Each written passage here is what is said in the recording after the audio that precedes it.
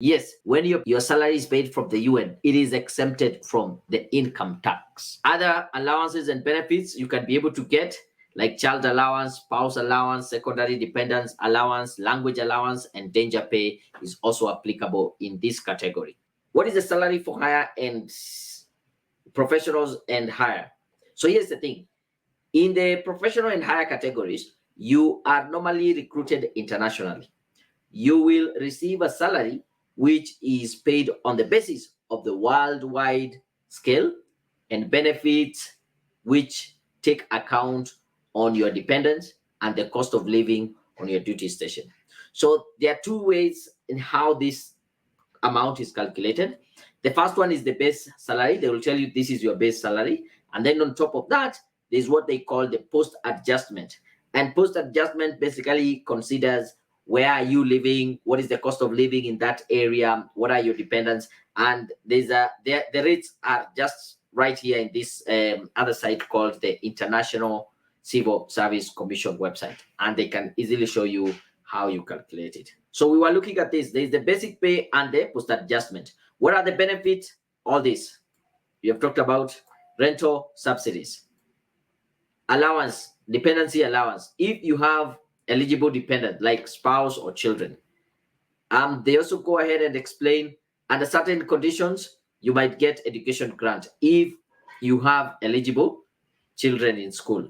There's also travel and shipping expenses when you're moving from one duty station to another. They will also give you what they are calling the setting in to assist you when you are meeting some extraordinary initial cost. You know, when you're leaving or getting to a new place, there are certain costs that are one time, but yeah, extraordinary. In some duty station, you might also get hardship allowance linked to living and working conditions, is paid, and where they are restricted to bring family members, and non-family service allowance is also provided. Yeah, there are some places you might not be able to bring your family, so you will be compensated for that. Danger pay and rest and recuperation breaks. There is repatriation grants as applicable, and also mobility incentives. On top of that, you have holiday and leaves. There is also health insurance, and there is also retirement pension. If you have you have an appointment of 6 months or more, then you are able to join the UN Joint Staff Pension Fund. So quite a good deal, right? Salaries, grants, and allowances paid by the United Nations are normally exempted from income tax.